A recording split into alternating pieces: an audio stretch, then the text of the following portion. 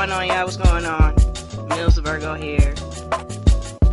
You're listening to Mills Speaks.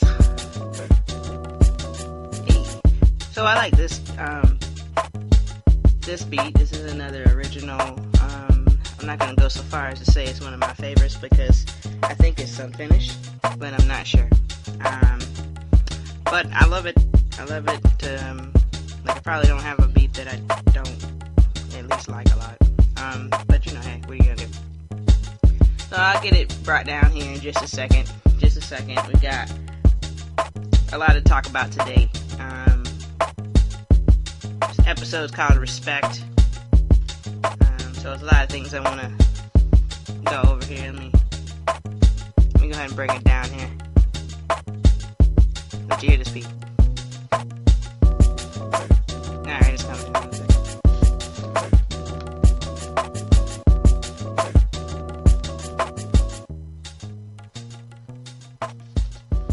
Alright, so I hope that you guys have been doing well. I hope that the week has been productive and good to you. Hopefully it was a pay week for some of you. For some of you, that's alright, because next week is. So, bam. Or you got paid last week, depending on how you look at it.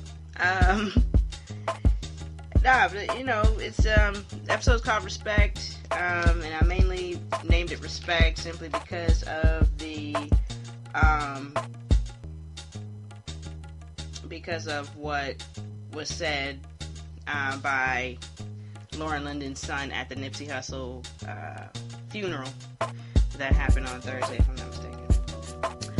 And,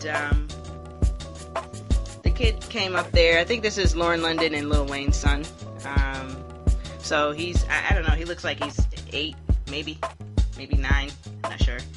But he got up there and he spoke so clearly, so great. I mean, as a kid, you just wish that your kids would be that articulate and have words, have the ability to, you know, tell a dream again. So basically he had a dream about Nipsey. It was like 2 days after he had gotten killed, and Nipsey came to him in his dream, and he said a few things to him that he typically always said, and then when he left out of the dream, and I guess as Nipsey would on a daily basis when he left the house,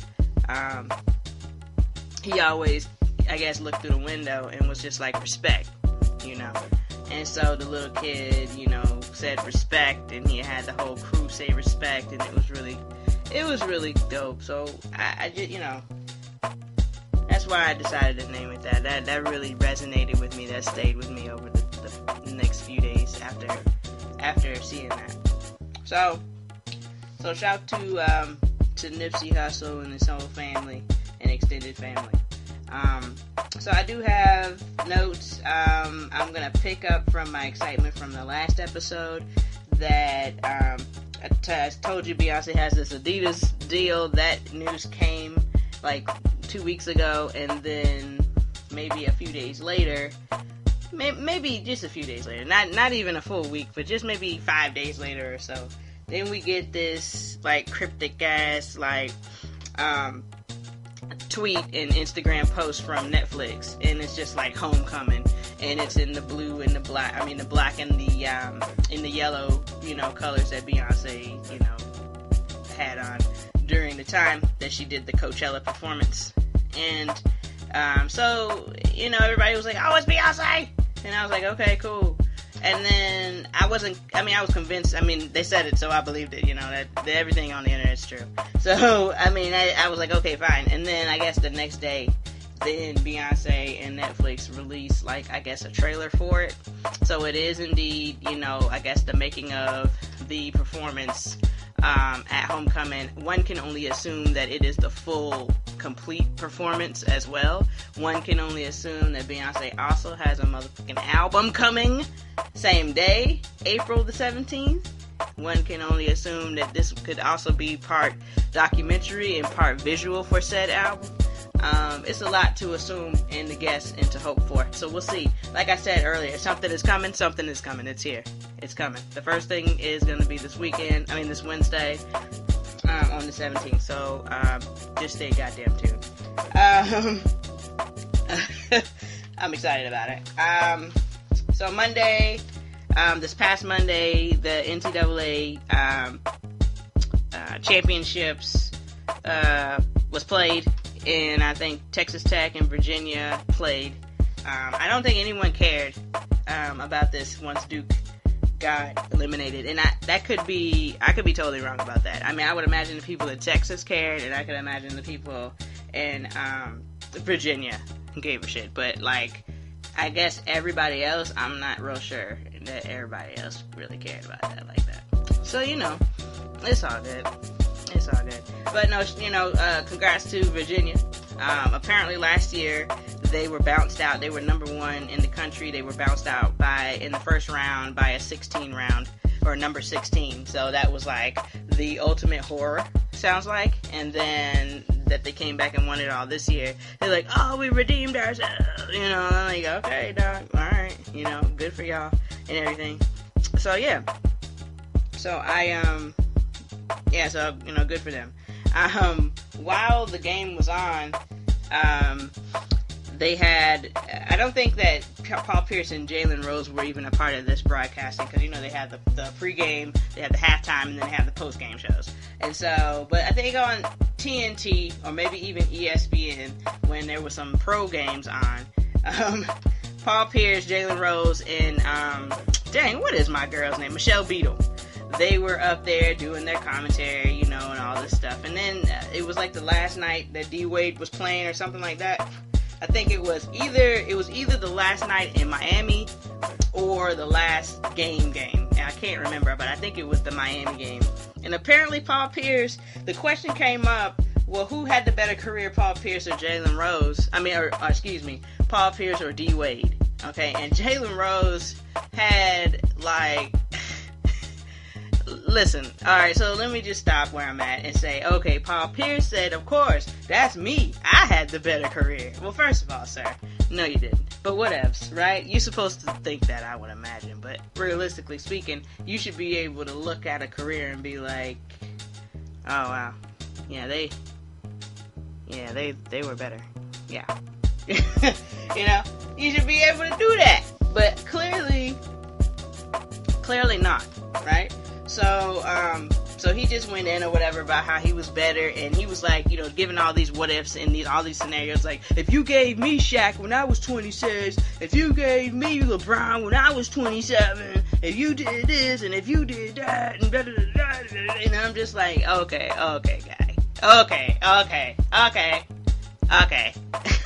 like, come on. So whatever. So Jalen Rose comes back with this whole list of like all of D Wade's accomplishments compared to Paul Pierce, and the way he did it was so disrespectful. I don't even know. Can I find the clip and maybe play the audio? It was so rude, though. I mean, it was funny and it was necessary because Paul Pierce is a hater. He really is. I can't even front on how much of a hater he is, but it's like he always like trying to undermine somebody. He's always trying to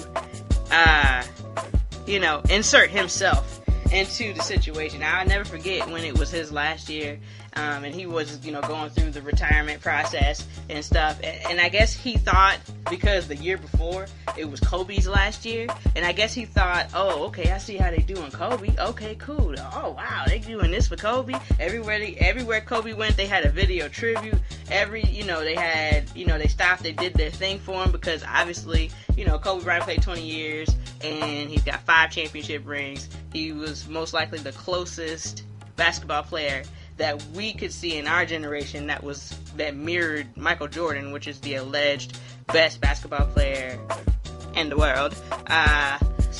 Or ever, really, ever. And so, Kobe is the GOAT. That's my GOAT. I love Kobe. That's just me. I'm a Kobe person. So I guess Paul Pierce thought that once he retired that he was gonna get that same energy, that same love. And I never forget when Draymond told him he was playing for the Clippers in his last year under Doc. And I remember that Draymond, he was sitting on the bench and Draymond was like, they were doing a free throw, and so he was standing on the line or whatever, not taking the shot, but just on the side, and Draymond was just like yelling at him. He was like, "They don't love you like that. They don't love you like Kobe. They don't love you like that. You ain't getting none of that." And it was just like, oh my god. Oh my god. It's like, damn, you just keep taking L's. I mean, just keep taking L's. So when Jalen came through with all them stats and stuff, and if you could find the video on, say, like Instagram, please do. It is hilarious. YouTube, wherever. Just type in Jalen Rose reads Paul Pierce stats or something like that. I promise the video will come out. I promise you. The way they zoomed into Paul Pierce's face after Jalen Rose was just like reading it. Well, he got 3 rings and you got 1, and you know he made this decision, you didn't, and it was just like, God damn. So yeah, he looked like he wanted to cry though. He did. He looked like he was gonna cry in the car. Okay. Anyway, so I just thought that was hilarious. So I hope y'all enjoyed that little back and forth banter a couple weeks ago, because that gave me life. Oh, excuse me, y'all. I'm definitely just getting over a cold. Like, I don't know if it was a cold. I don't know if it was an allergy or sinus infection. Like, I don't know what it was, but it was death. I was dead last week, y'all. Like, y'all wouldn't have even... If I would have had to record, I couldn't, because you wouldn't have been able to understand me. I think I'm even still a little congested, just in the nose a bit, but otherwise, I'm doing great now. But last week, this time, I was definitely dead. But let's move on. Moving on. Kodak Black. Alright, so I wrote this down like days ago when I actually had energy and cared about this thing. And right now, as it stands at 10:47 a.m. on Sunday, I really don't give a shit about Kodak Black no more. Like, I did write underneath here, sir, 3 strikes. And the 3 strikes would, I guess, be the first time when he talked about how he didn't like dark-skinned girls or wouldn't date anybody darker than him. That's the first strike, I guess. The second strike could be when he disrespected young M.A. With the stupid comments about how you gonna have a vagina and not want to be penetrated. Like, I don't even understand his logic in that situation. And then now this newest situation with him and Lauren London and the disrespect toward Nipsey Hussle and yada yada yada. So my main concern with this was that, you know, this wasn't all of the rappers are coming at Kodak Black because he disrespected the women and it's time for men to hold other men accountable. That's not what happened here.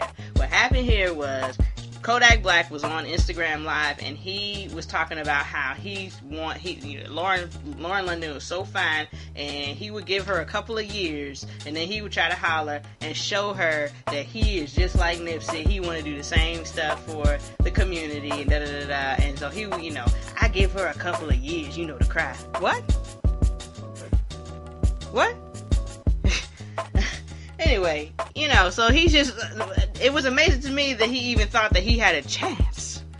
You don't have a chance. Do you see who her man was? Do you see how great a man that was? It got nothing to do with his physical appearance, okay? It's got everything to do with his fucking energy. It's everything to do with the fact that the man was everything to everybody who he knew. So, I'm not sure how Kodak Black could make that type of transformation in 2 or 3 years that he was willing to give her to mourn her love of her life. To then be with him, right? So I guess that's strike 3.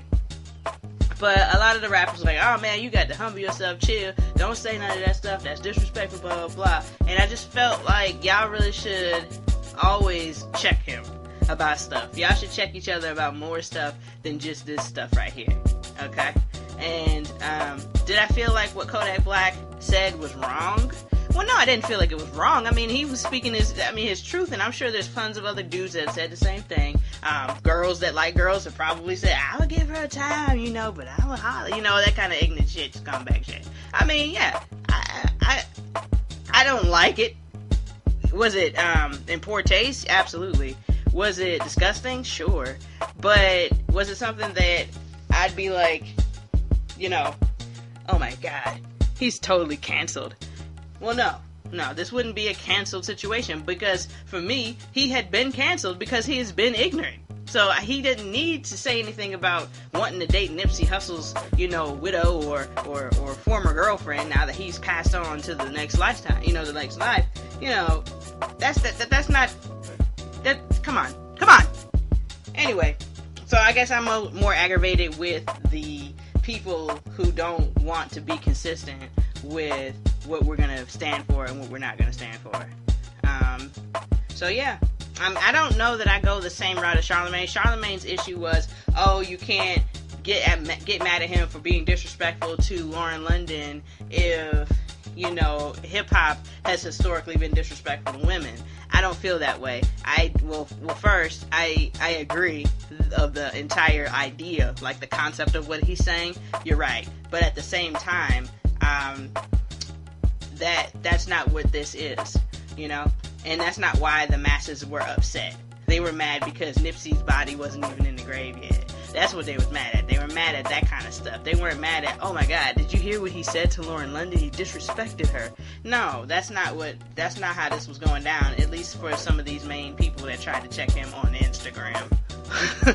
You know what I'm saying? So, but I do agree with Charlamagne when he said that now that it was addressed publicly, now this idiot feels like he has to come back and say something, ridiculous, publicly now because he was embarrassed publicly. And now it's kind of a situation where it's a back and forth thing. And now I think a couple of days ago, T.I., there was a song made, and then it was about T.I., or it was about Kodak, and T.I. did the song. It's like, what are you doing? Is this going on the album? Because you're really doing this? You're wasting studio time. You're wasting mind power. You're wasting all of this energy on Kodak Black?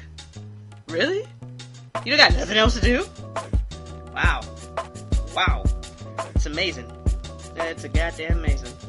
So, so that's how I felt about that. I think 2 or 3 days ago, there was a new post that went around saying that Kodak Black had lost all this money because his streams were way down, because people stopped playing his stuff on the radio and all of these other things. And, and the caption was basically like, so we can do this to Kodak Black, we could do this to all these racist companies. And I'm just like, well, yeah, you're right. You're absolutely correct. This is the type of power that we have, and we should utilize our power properly. But this is not the same to me. It's not the same to me. And I do think that the grand scheme of people can do a boycott of an artist's music before they can do a boycott of, like, Gucci, because people like me, we're not buying Gucci. So there's already a boycott. So you guys are just joining the boycott that we, the common folks, been had with Gucci, okay, and Prada, okay, all right. We already been in boycott. We've been in boycott for all my life, okay, for all my life. Anyway, so moving on. Wendy Williams back in the news.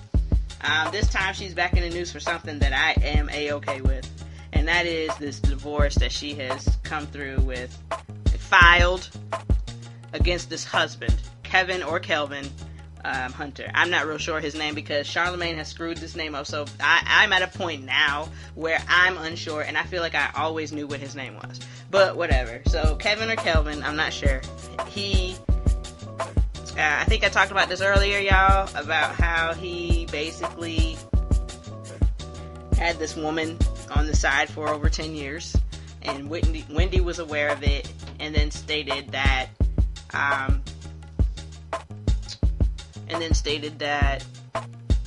you can have your little girl on the side, but no babies. That's the rule. That's the stipulation. No babies. So I think I even said last episode or a couple episodes ago that he has since had a baby with the side chick. Okay? So that sent Wendy into, like,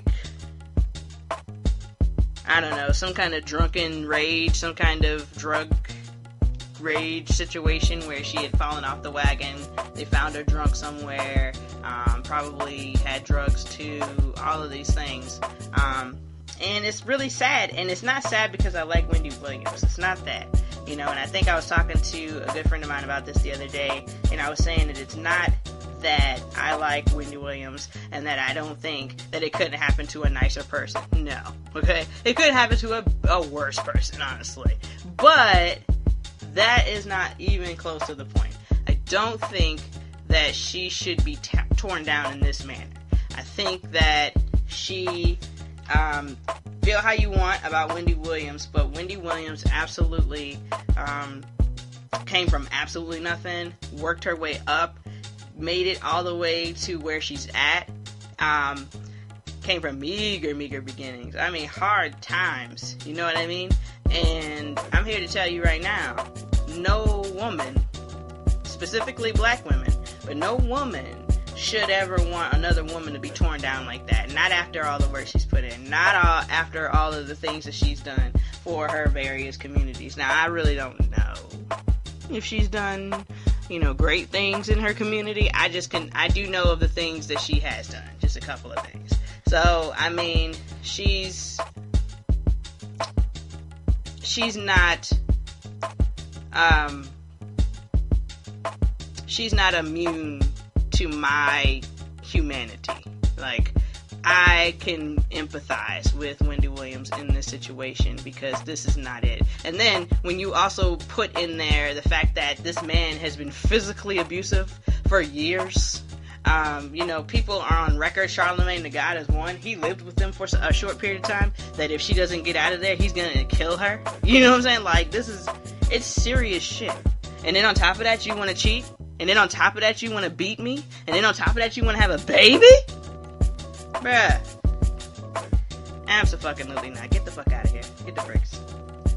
So, I just hope that the divorce can go through as painlessly as possible, even though I have a feeling that he's going to be an asshole about the whole everything and try to take all our money and everything. So, we'll see. We'll see how this goes. I mean, I probably won't follow this closely, but I know it'll be in the news or in the blogs or something. So, unfortunately, we'll see. So, all I have to say about that is that it's about time. And I hope that now she can start to heal. Now she can be, clean. And then hopefully, once she moves out of his shadow of being just miserable, she can move out of that misery, then maybe she can offer some different content, y'all. Maybe she's been miserable this whole time, and so she's trying to make other people as miserable as her. And then maybe if she's not as miserable, maybe she doesn't have so much to say about these celebrities' lives and what they're doing. So, who knows? This could be the start of something great. I'm an optimist that way. I do believe things happen for a reason, and I think that, we have the capacity to change. We just have to be able to identify when the goddamn change is necessary and then make the move. So, hopefully she can do that. Hopefully. So, I went ahead and I didn't get a chance. I was at work, so I didn't get a chance to watch this Nipsey Hussle funeral. But, let's see what we got. I wrote down a few things, final remarks, which again, I told you about what the little kid said. I can't remember his name right now. Maybe it's Cameron. What he had said about Nipsey, that was nice. They had a letter from Barack Obama, was read. Snoop Dogg got out there and did just Snoop Dogg shit, just kept it gangster, and I love it. I love it. More so than for, his family, Nipsey Hussle's family and friends and stuff. People like Snoop and YG, these rappers, but that are best friends, or that are, close. I feel for them. I feel for them a lot because, when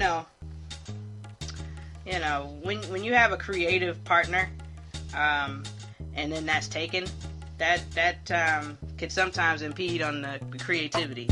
So hopefully they'll be able to take this energy and make it into something really good. And again, if you guys have not had an opportunity to listen to the Victory Lap album by Nipsey Hussle, really get a chance to do that. It's a good album. I like it. Stevie Wonder performed. My girl Marsha Ambrosius performed. She's the songstress from Floetry. Some people don't know that. I saw a lot of people on like Instagram in the comments. They were just like, "Who is she?" And I'm like, "Who are you guys? Who raised you?" But whatever. Let's see. Janae Aiko performed. Who she's right now? I can honestly tell you, she's one of my favorites. I listen to a Janae song maybe, I don't know, every day. She's on some playlist of mine. Like, there's not one playlist that she's not on right now outside of like a rap playlist. You know what I'm saying? But when you're talking R&B, love, all that stuff, chill vibes, all of it, that's her. So I loved her. I loved her performance. I think she had a close relationship with Nipsey and YG. So I know it's hard for her to be there and to sing for your friend. Apparently, Nipsey Hussle made these arrangements prior to his death. He didn't know when, but he said if something like this were to happen, you know, he requested Marsha Ambrosius. He requested Janae Aiko. He requested a lot of people that were there, like Stevie Wonder. I think he performed. Yeah, he performed. So it was just a lot of. It seemed like a lot of really good energy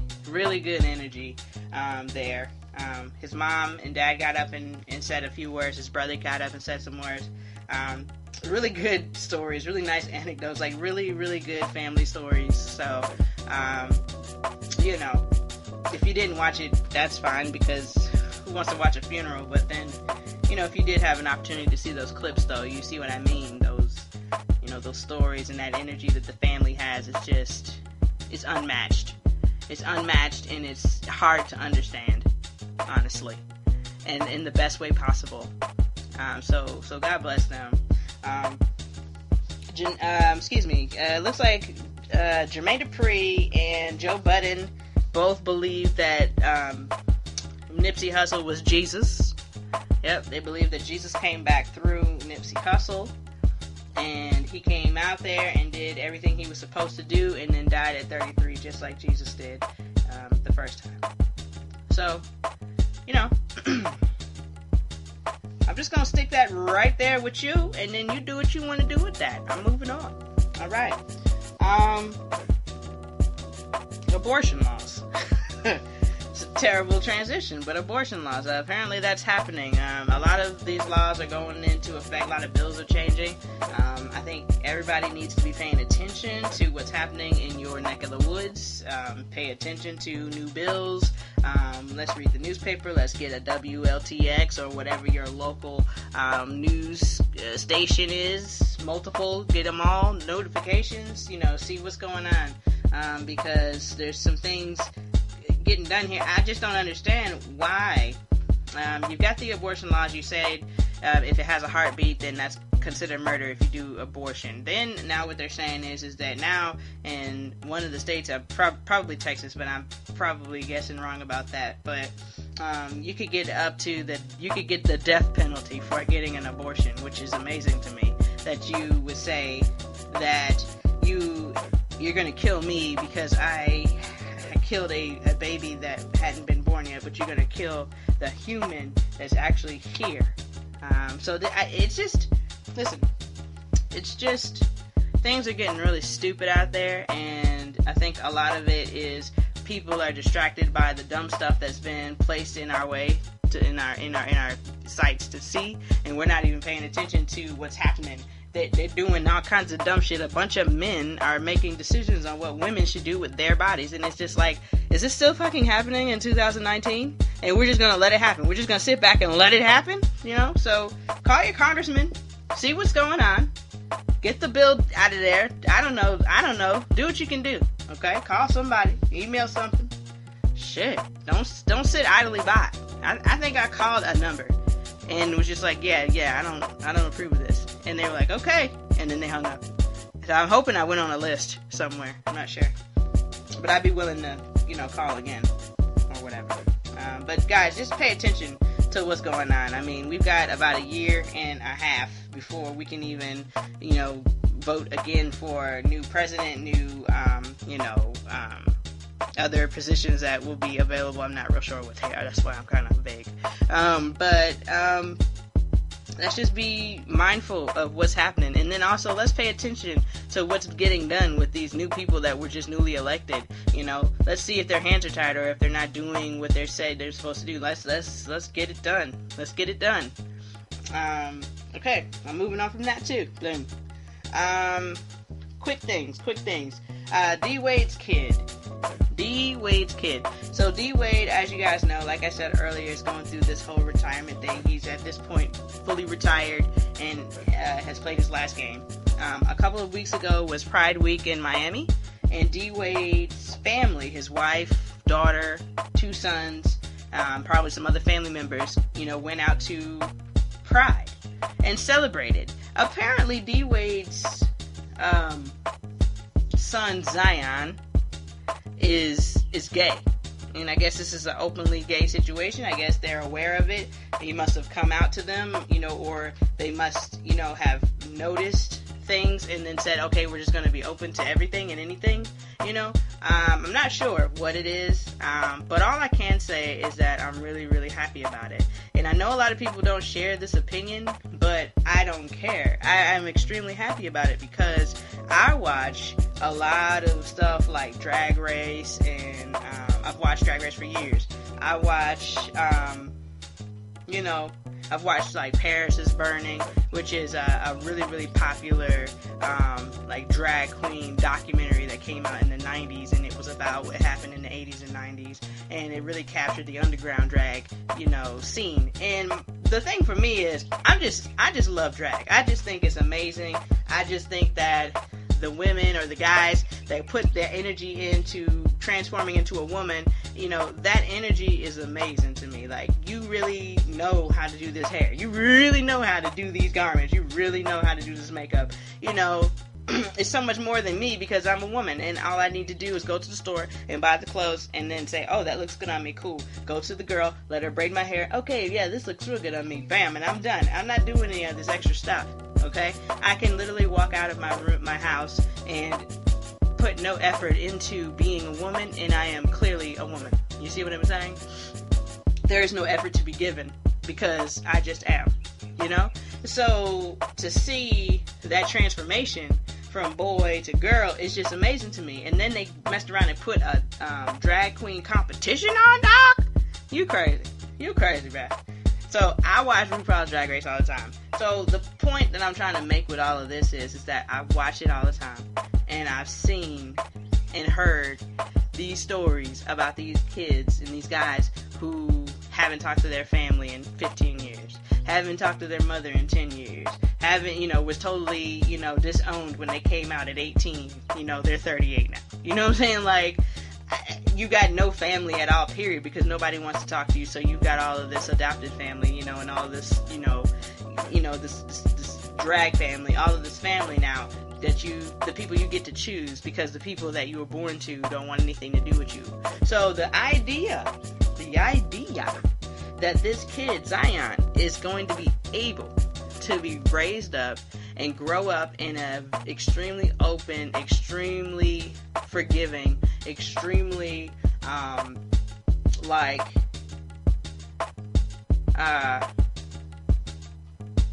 free experience in his teenage years it makes me happy for him. And then not only for him, it makes me happy for other people, because the first person, at least in the black community, that really respected and didn't denigrate and didn't disown and didn't trip, over the long term was Magic Johnson with his son EJ. And you guys, EJ is extremely big and flamboyant. I mean, he's a big one. He should have been somebody's linebacker, okay? But EJ is gay, and EJ is unapologetic about it. And Magic Johnson loves his kid, and he understands it, and he just is, and it just is what it is. There's no hatred there, right? So I think D-Wade had that situation as a kind of like a guide. Okay, how do I deal with this? Oh, I've seen Magic do this, And then honestly, it could be that, or it could just be D-Wade loves his kid, and he's not going to disown his kid. He's not going to act like his kid doesn't exist because his kid's gay. Simple. Because as a black kid, honestly, you're already gonna struggle. You already have things stacked up against you, you know? So now, and then you're gay too. Jesus. So realistically, the family should stick together and they should champion this kid. But what happens is, in a lot of families, and it's not just in black families, but we're talking black families right now, they don't champion. They make them feel bad about it. They disown them. They make them feel like they're a disgrace. All of these things, they talk down to them. And then things happen, like they run away. They find new people to turn into their family. These people may or may not give a shit about them. You know what I mean? Like, they turn to different things then. Drugs, especially if you're getting kicked out of your house, you don't have money, you don't know what you're going to be doing, you turn to drugs, you turn to activity that you can get money. You just don't know the things that can happen. And guess what? It's no different than a straight person with their mom or their dad being ridiculous about whatever else. You know what I mean? So it's like crazy to me. So a lot of people have problems with this. A lot of people are like, oh my god, it's just too young. How do they know that he's gay at this age? Da da da da. And like Carrie and I had this conversation, and she was just, she kind of had felt the same way. And before I had seen this actual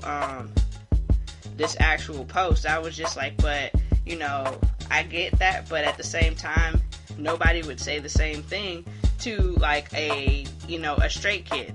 A kid that liked girls. Like, nobody would question, oh, did you like girls? How did you know you liked girls at 11? You know what I mean? That question would never, ever be asked. Never. So I was like, so if that question would never be asked, why on earth would we ask this of this kid who's gay? And I found a post, and there was a guy who had kind of summed up how I felt in the same scenario and hit on the same things that I said to Carrie when we were having this discussion. And here's the post. It says, the average 11-year-old is in the 5th or 6th grade. I knew by the time I was in the 5th grade that I liked girls, and I think by that time most people know what the fuck they like. So this idea that Dwayne Wade's son is too young to know if he's gay is horse shit. His tweet then goes on to say, excuse me, it's crazy how no one says anything about 11-year-old straight boys, quote, being too young to know that they're straight. Stop spewing homophobic bullshit and just say you don't like gay people and go. Shit is corny as fuck. He said it twice, so I had to read it twice. And so he kind of hit it for me right at the part where he was just like, stop spewing homophobic bullshit and say you don't like gay people. I don't think that's what it is. I don't think that people don't like gay people and just want to say, well, how did he know he's gay? It could be a fake. I don't think that's why people say that. I think that people are under this impression that it's a choice, and some people believe it. Some people believe this is a choice that you have to make. Some people, like myself, believe that it's not a choice at all. It just is what it is. I've got family members, and I believe that one family member in particular was always gay from a little boy. I think that was the story. So there would never been a question. The question should have been if he came home with a woman. That should have been the question. But the question was never, oh, he's gay? No, absolutely not. Never a question. So I don't think it's anything that I don't think it's a learned thing. I think it just is what it is. It just is what it is. So I don't think it's that, but I think we're so conditioned to believe that men and women should be together, and that is the right thing. You know what I mean? And I think that it's not so much, oh, this is what we believe, but this is the right thing. There's a right and a wrong, right? So there's that. We have that idea. And then on top of that, anything that's different, we question like crazy. Even if it's exactly the same when you flip the scenario. Even if it's exactly the same when you flip the scenario, we still question it. So it's really not you don't like gay people stuff. It's really just a people issue. We have so much to unlearn, especially if we plan to, live in this life or live in this world with one another and not be PC, but then not be rude. You know what I'm saying? There's a fine line, I think. think there's a happy medium there. You should be able to say the things that you feel in a respectful manner so that you can have an intelligent conversation about the situation. That's just how I feel. And you should be able to receive unfavorable information about yourself without feeling threatened and without feeling like someone's coming for you, But unfortunately, people are sensitive, and that's not how we operate. So I don't know. I just think that with that situation, we've got to unlearn. We've got to unlearn this type of stuff that could be detrimental to, especially these kids. Because it's really about the kids. It's not about your uncle, Tim, who always has a new, fishing buddy. All right? It's not about Tim, okay? It's about these kids and the world they're going to be living in once Tim's gone. You know what I mean? So, I just think that hopefully he'll continue to have the family that he has, and hopefully everybody will continue to be supportive. And I guess you guys just don't even understand how important it is for the black father to support the black gay son. It's so important. I mean, and everybody's gonna say, well, it's important for the black father to support all the kids. No, you're absolutely correct. Yes, but that's not what we're talking about here. Okay, we're talking about these gay boys who don't have a relationship with their dad. It's not even just black fathers, it's the fathers, period. Because fathers feel like if your kid is gay, you've done something wrong. You've done something terribly wrong. What happened? Did I not play enough football with him? Did I not make him do enough chores? You know what I mean? I knew I should have took this away from him. That kind of stuff. So, when I watch RuPaul's Drag Race and they have their little videos and they have their dads come on there, dog, and their dads are saying all the nice things like, I'm so proud of you guy, da-da-da. They bust out crying because 9 times out of 10, they've never been told that before from their dad a day in their life, and they never felt that way either. They had no idea their dad felt that way. And do you know what that type of vindication, do you know what that kind of validation feels like when you get it from your parent? It feels fantastic. It feels fantastic. So yeah, man, we just have to learn how to be better toward each other. That's really all it boils down to. Let's just be better. That's all. Let's see. Next up, Twilight Zone. So this weekend, I said, all right, I want new content. I want to put some new stuff into my brain because, I watch the same things for the most part all the time, and it's like, this gets so boring. It gets so boring watching literally the same thing all the time. So I was like, all right, I need something new, something fresh, something that will, make me think, because that's what I like to do the most, but will hold my attention. So obviously, I moved to the Twilight Zone, okay? Twilight Zone is dope. I loved Twilight Zone when I was a kid. We used to watch it in class, in English class for some reason. We'd watch it. Our teacher was just a weird guy. He had weird skin. I think he had some kind of issue. But he was just a weird guy, and he really liked Twilight Zone, so we'd have like these stories and stuff, and then they would correlate with Twilight Zone, and then we'd watch the episode, so it'd be like a whole reinforcement thing. It was dope. So, Jordan Peele, okay, director, writer extraordinaire that did the Keanu movie, did Get Out, and then, of course, now most critically acclaimed Us, is also doing the Twilight Zone. He is the Sterling character who, does the narration of it. I think he's also the director. All of these things, and it's perfect. It's just as weird as he is. It's fantastic. I watched the first 2 episodes that aired, and I have one more to watch, and I think they have like 3 more coming within this little short season or whatever. And it's fantastic, guys. I watched the comedian episode. It had Jamie Foxx. That's not his name at all, okay? It had Tracy Morgan in it. It had this new Indian guy. Let's get his name because I keep saying that to people, and it's just crazy. Kumail. His name is Kumail Nanjiani. Boom. There you go. I'm pretty sure I did not pronounce that properly, but hey, we just gonna go with that. Kumail Nanjiani. He's dope. He's really funny to me. He's got that dry wit,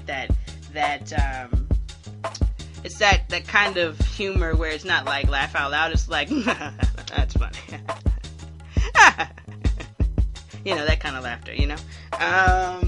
But this episode was dope or whatever. And it just, it was just crazy. So I recommend you guys watch it. Now, it is only available on CBS Access. I refuse to pay CBS this $4.99. I just refuse. I refuse.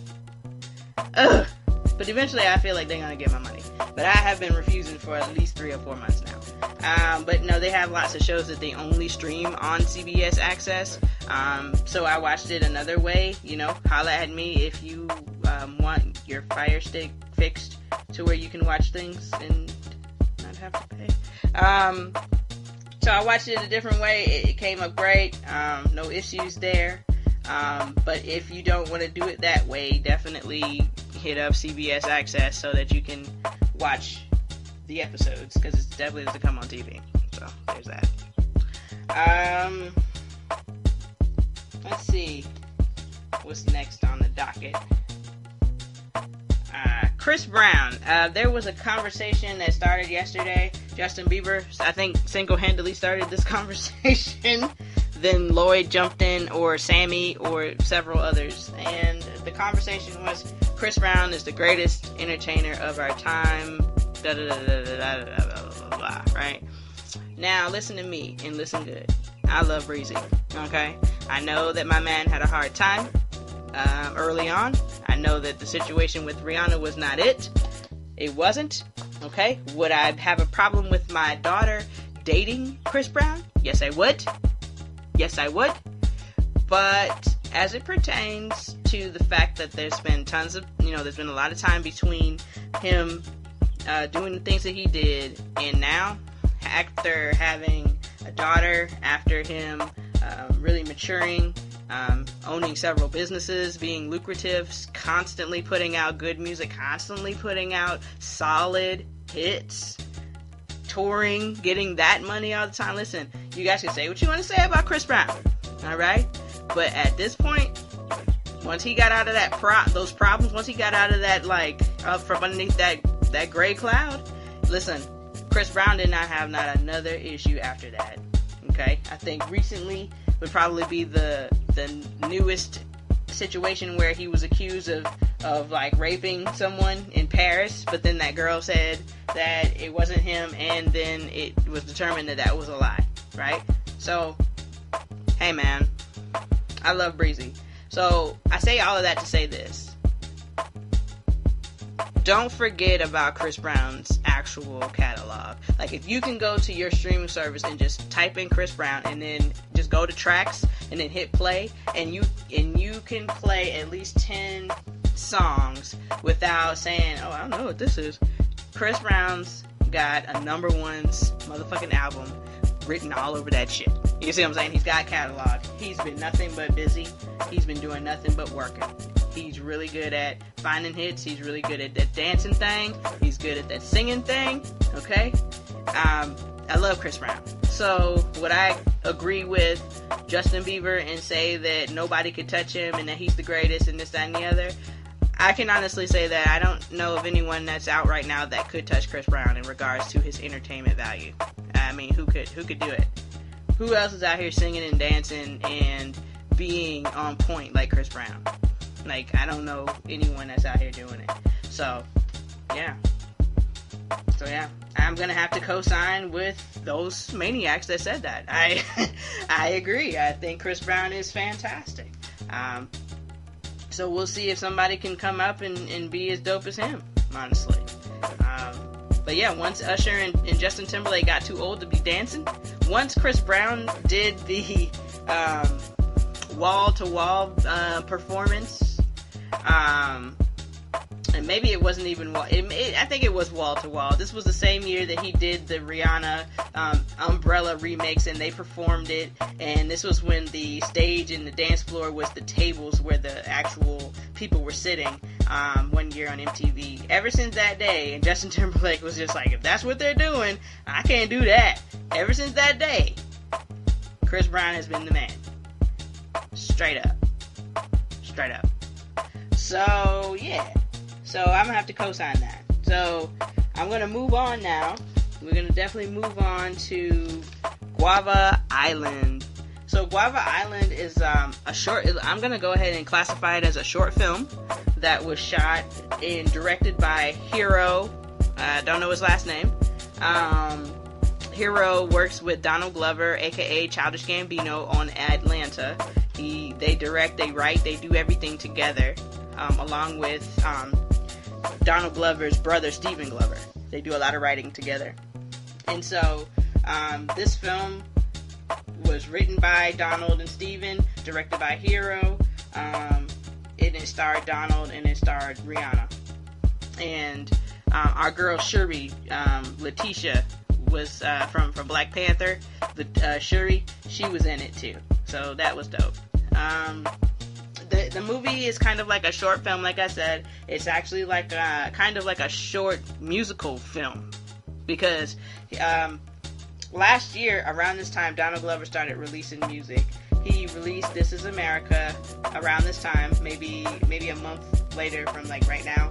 But around this time, he released This Is America. And then around the summertime, he released 2 songs called Feels Like Summer, and he released another song called Summertime. Something about summertime. Let me see. Hold on.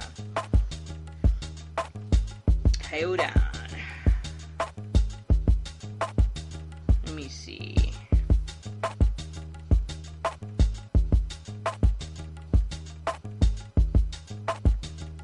My crazy self went and typed in Donald Glover and not Childish Gambino. It's crazy. Feels Like Summer and then Summertime Magic. Those are the jams that he released this summer. And I love both of them, seriously. It took me a while to like the Summertime Magic one, but that Feels Like Summer was an immediate vibe. You understand me? Like, as soon as I heard it, I was like, shit, this is the shit I'm on right now. Okay? I was like, I'm past this stuff that I used to like. I don't quite know where I'm going, but I know that this vibe right here is it. So, I had loved it. I loved that song so much, I put it on 100 playlists. And everything. And I wondered, I said, well, damn, where are these going on? Because he had already released the Awaken My Love album, and it wasn't a part of that. So I was like, well, what could this be? You know? And when you watch the Guava Island movie, it becomes extremely clear what was happening. I think he was delayed because of this, he broke his leg. So I think he was delayed on trying to get all this stuff out. But listen, this was setting up for him to have a fantastic end of year, honestly. So,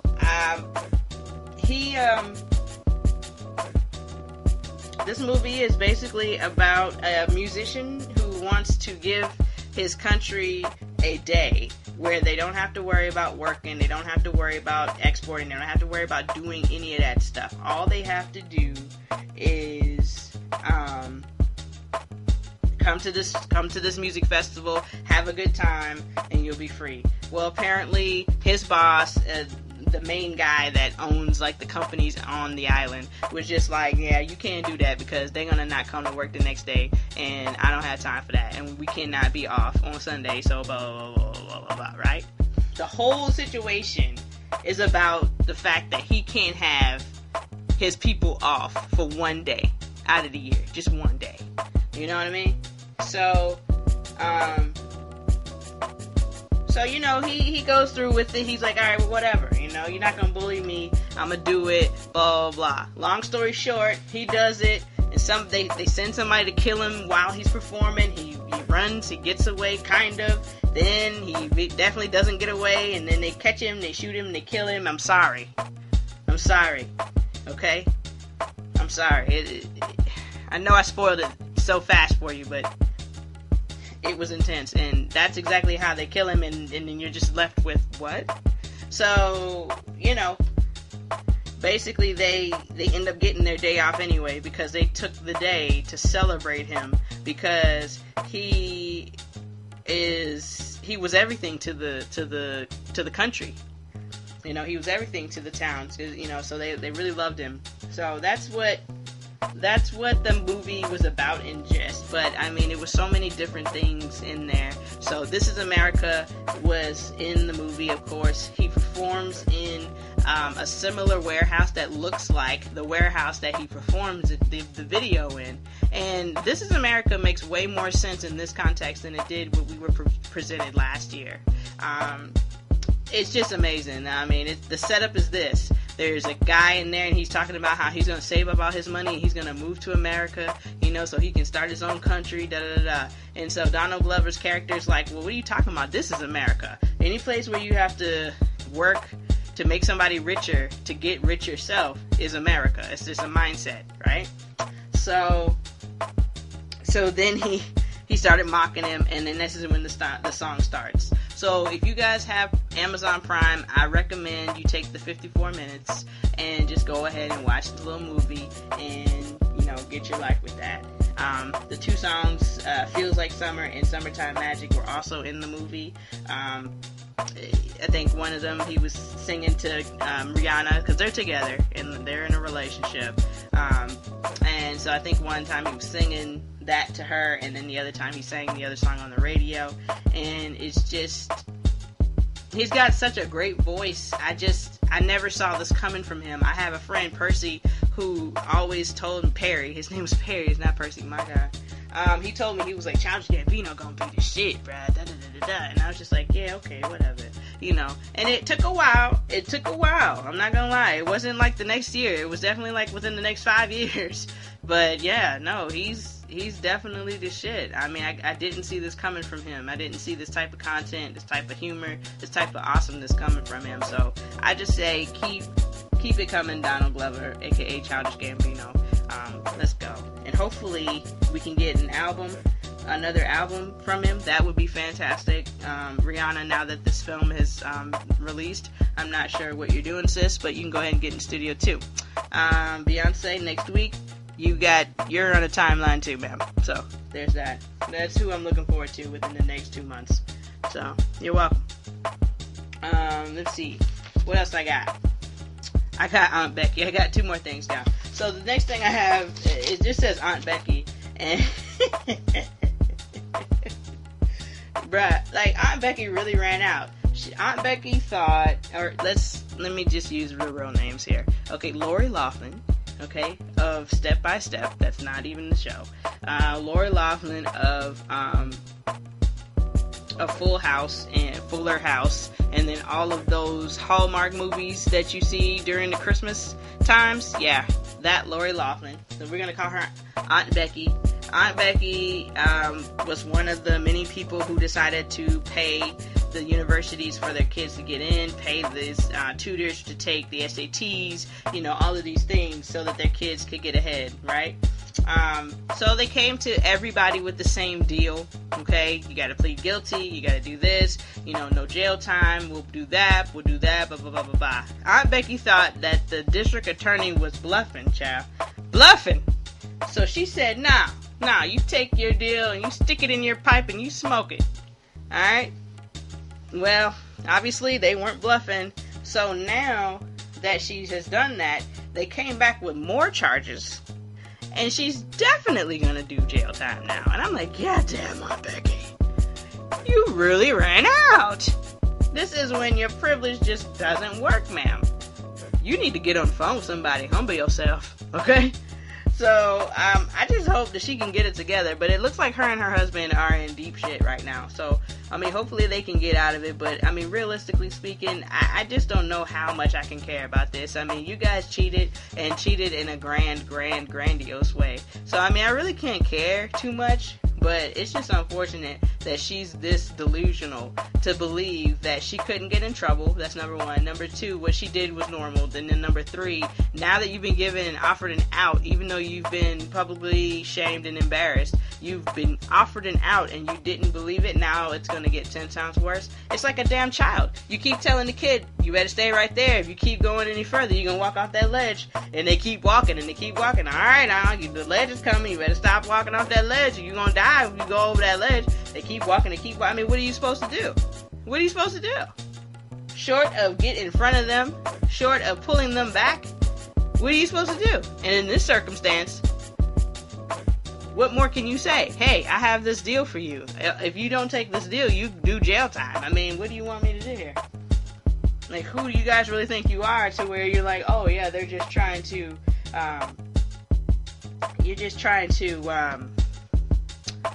get over on me, No, you really did fuck up. Like, they really did find the fuck ups. Like, you might want to get your shit together and take this deal. But okay, I digress. So, I just can't take it, child. So, it's just amazing. It's just amazing to me. So, we'll keep a watchful eye on this, too. I'm sure that this is not the end of the story. And I just don't think it's funny at all, but it's just amazing to me that this is amazing to me, what she could imagine. Yeah, I'm not sure what she's thinking. But, like I said, we'll keep an eye on it. Last thing I had was that yesterday, on April the 13th, the NBA playoffs began. You're welcome. I know a lot of y'all might not care about this, and that's okay. That's okay. But I'm just gonna go. Alright? Of course, my main concern is Golden State, because the Lakers are nowhere to be found in the playoffs, and it's been like that for several years now. But we're not going to even get into that shit, because it's just a shit show over there, okay? It's not the Lake Show no more, it's the shit show. But we're concerned about Golden State. Golden State played last night, 8 o'clock. They played Game 1 against the LA Clippers. They did good. The Clippers are a good first-round team, but at the same time, they could be dangerous because Golden State will undoubtedly win this series, but, I mean, there's so much that could happen in this series. Last night, Kevin Durant got injured a couple of times. He also got ejected out of the game after getting 2 technical fouls. So, he has to watch himself, because if you get X amount of techs, you get suspended, and that's during the playoffs, okay? And you got to go 3 rounds and then another round before you to not have that many techs. So, he's got to watch himself and stop being so emotional. Draymond too, okay? I don't know. The only person that was consistent last night was Steph. As usual. My man had 38 points, like 15 rebounds, 7 assists. I mean, he was out here balling. Like, the way he was gobbling up them rebounds, like, he wasn't playing no games. He was really trying to affect the game. And that's what he did. I think the score ended up being, 112 or something to, 112 or 116 to, 102 or something like that. Let me see. Okay. Gosh, I struggled trying to find all that. But the score ended up being 121 to 104. So the score sounds much worse than the way it was. They played very well. The Golden State did. The Clippers did too. I mean, it was a close game for a while. So, I mean, they just need to come in there and finish them. I mean, just finish them. Take their heart out. Whatever. But y'all don't need to be putting too much energy into the first round. Sweep them. Go sit down for the next several days so that you can get ready for round 2. Because something tells me round 2 is going to be a little harder. Much harder. Because the West is really stacked this year. So we just gonna pay attention to them. Yesterday, it looks like the 76ers and the Nets played. Brooklyn won, 111 to 102. And you know what? Brooklyn deserved to beat their ass because Philly is really full of shit. Like, Joel Embiid is full of shit. Ben Simmons, who can't shoot, he full of shit. Like, Jimmy Butler is the only one that's really not full of shit, but he can do everything. So, I mean, I just really want them to tighten up. They got no business losing to the Nets. They got no business being in jeopardy of losing this series. And I know it's just game 1, but, I mean, I don't have faith in them. And they were home. They weren't even in Brooklyn. They was home. So, the Magic beat the Raptors 104 to 101. I can't believe that. Now, I know the Raptors will probably pull through and won't lose again. At least I hope. But who knows? I mean, that Magic team is no joke. So I'm really impressed with that situation all the way around. And then late last night, the Spurs and the Nuggets played, and the Spurs beat them 101 to 96. I was expecting that because I don't think the Nuggets are ready. Like, they look like they're ready. They're number 2. They look like they're ready, but they're not ready. Not yet. They need some more time. They need some more time and some more milk. So, there's that. And then today, Boston plays at 1 o'clock, and I'll be excited to watch that. The Thunder plays at 3:30. They play the Trailblazers. Boston plays the Pacers. And then later on in the evening, it looks like the Pistons play the Bucks. The Bucks will undoubtedly beat them, mollywop them even. And then at 9:30, the Jazz play the Rockets. I'm excited to see how this goes because the Rockets are the good team, the better team, and should win. But the Jazz really play really, really well. Like, I was always concerned with whoever ended up getting the Jazz because at any given day, they can go apeshit on you. And so we'll see. We'll see because, Houston is not that good defensively. So, we'll see how this goes. I'm excited. So, game 1's today. I'll be paying attention 1 o'clock through 9:30-ish. Maybe if it's a good game, I'll stay up and watch it a little bit. Otherwise, I'll just be watching these earlier games and enjoying what we see basketball-wise. So that's all I got. I'm going to go ahead and shut this down.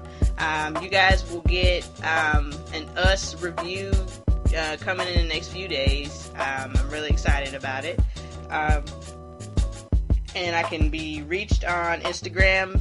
Go to @MillsSpeaks. I am listed on multiple platforms. Go to the link in the bio. It'll bring up my link tree. And then you can see everywhere the podcast is. A few places. We've got Apple Podcasts, iTunes. I've got Google Play, Google Podcasts. I've got Spreaker, Podbean, Stitcher. We've got let's see who else. Blueberry, Castbox, Spotify. Still waiting on iHeartRadio. It's been months. So I don't know what's taking them so long, okay? Don't have a clue what's taking them so long. But those are the main places where Mill Speaks can be found. Again, if you listen to podcasts on something else and you don't see my podcast, please send me a message and let me know, hey, get your podcast on this platform. I'll be happy to do it because I want to get it to as many people as possible, okay? All right, and as usual, we'll bring the beat up. We'll bring the beat up. I am back. I was editing and I was listening to the show and I realized that when I was talking about Chris Brown, it made it to seem like Chris Brown was literally the only one out here doing this thing. And then it made me think that my people would be like, so what you trying to say about Beyonce? And I'm not even gonna lie to you. Beyonce never even entered my brain when I thought about where Chris Brown was because Beyonce is obviously in a whole nother motherfucking level, okay? So I just wanted to clear that up. I did want to clear that up. So yeah, now I gotta put more music to this because obviously I've run out of music. But no, this is it. This is it. And this is how it goes on Mill Speaks. I have to be clear. Clarity is key. Alright.